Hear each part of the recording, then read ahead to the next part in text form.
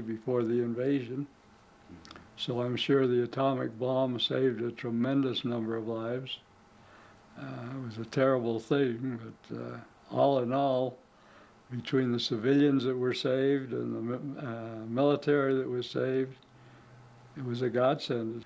I ended up on 3 different yard minesweepers, and I'd say we were probably at sea about 75–80% of the time, and very little contact with Japanese planes at that time, early in the period, because our mission was to work with a sister ship in tandem, and we'd have V-shaped cutters, and we had a long, I don't know what you'd call it. You'd call it a rope, but it was much larger than a rope.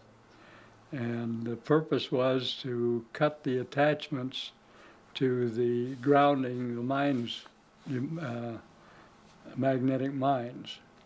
Magnetic mines were far enough down in the water to hit a ship, but you couldn't see them from the surface. They were quite a bit below. So when they would cut, they'd pop up, and then pick up our rifles or pistols even and shoot at the mines until they filled with water and they'd sink to the bottom. Went overseas in a Kaiser ship, and we landed in the Philippines, and as I tell the story, we went in on a landing barge, but it wasn't very dangerous because the Red Cross was there to serve us coffee and donuts. And I became an investigator, and they moved me up to Baguio, and our job was to obtain enemy property. By enemy property, I mean property that the Japanese had taken over, and now when we were taken over in Manila, it was grabbed by the various Filipino people in the provinces, the governors of each province. Our job was to travel around. They gave us a Jeep, and I had a Filipino attorney with me, and we would go to these different provinces. But we did travel in some pretty remote area. In fact, an area outside of Baguio to a place called Bontog. I don't know whether 2 Jeeps could pass each other. And however, in driving up this road with this attorney, about 12, 14 Japanese came out of the hills, walking down the street under a lieutenant. And they wanted to surrender to us. I didn't have a gun. And it's an unbelievable story. Could have been serious, though. And I told them to go down the street. Down the street there was officers in the camp. And they went down, and I turned around, went back, and gave a carton of cigarettes for their saber. War is hell. But there were good times, too. Servicemen and women found social outlets, made friends, worked hard, and enjoyed free time. In Salt Lake, the Jewish Relief Society supported many programs offered to the soldiers. Once a month on Saturday nights, a USO dance was held in the big ballroom at the Covenant House. Friday night services were conducted at the various camps. Women made Sunday brunches for the recruits. B'nai B'rith raised enough money to rent the Elks Club so servicemen would have a place to relax, to visit, and to write letters. I was 16. I was a B'nai B'rith girl, and we entertained the soldiers.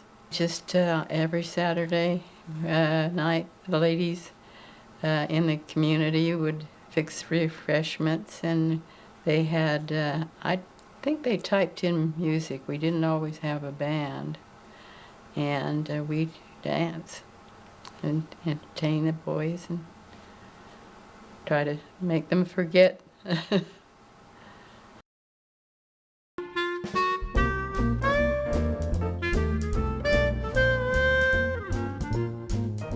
Well, they put us on the train, and it got to Chicago, and that was when it was in the spring of the year, and that's when they announced the E-Day. And here we were, I was 12 years old, my brother was 9, we were on this train in Chicago, and the train was stalled. All the soldiers and sailors jumped off the train, and everybody was celebrating and having such a good time. It was utter bedlam.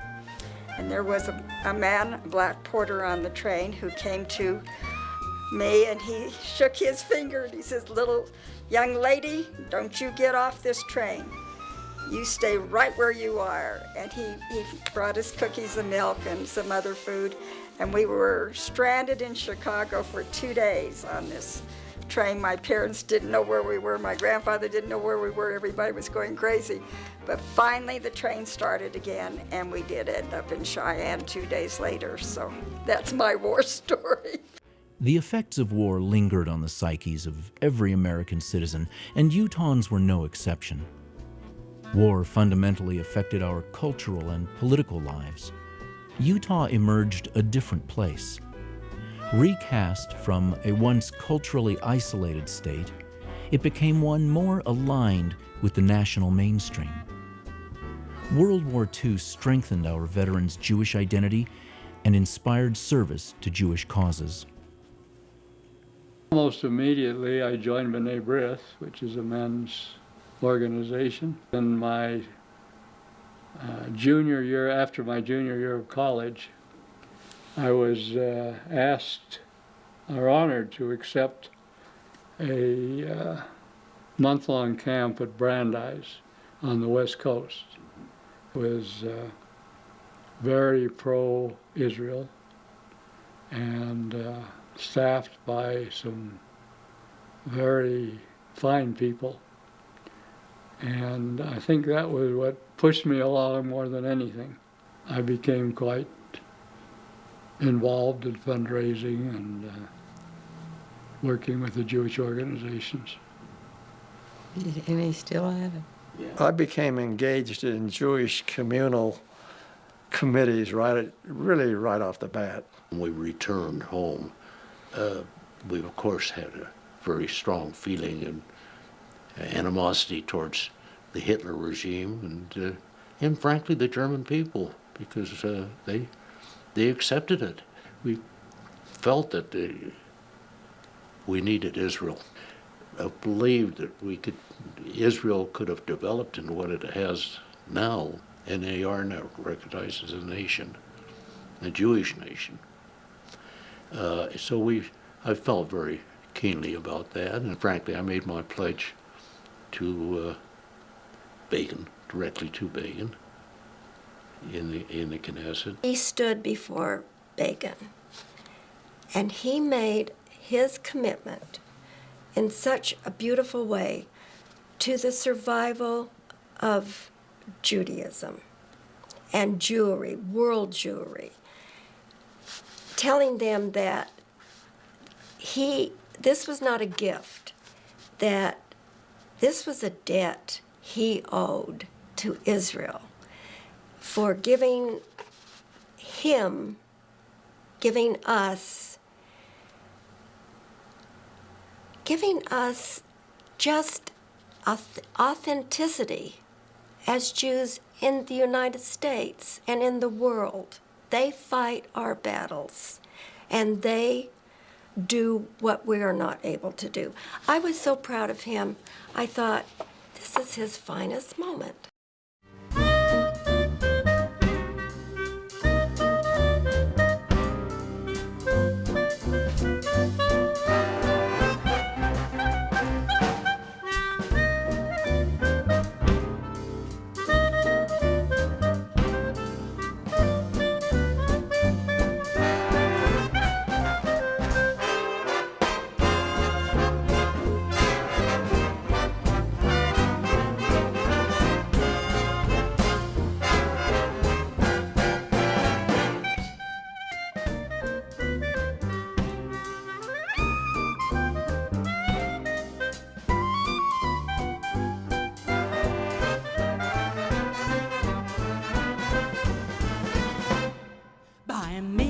bist du schön, bei mir hast du geen.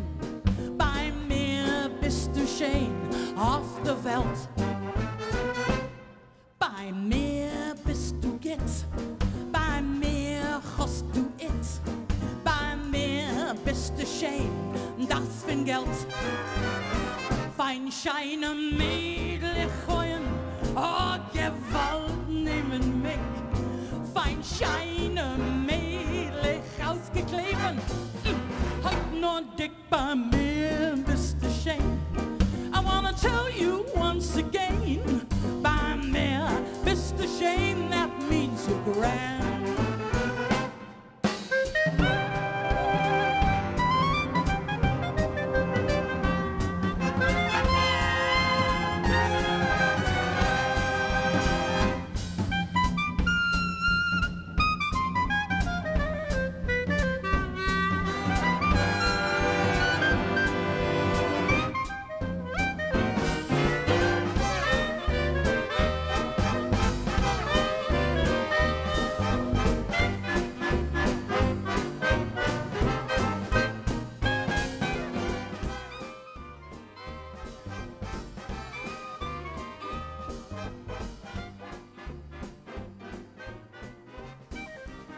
Fein scheine Mädel gooien, oh Gewalt nemen mich.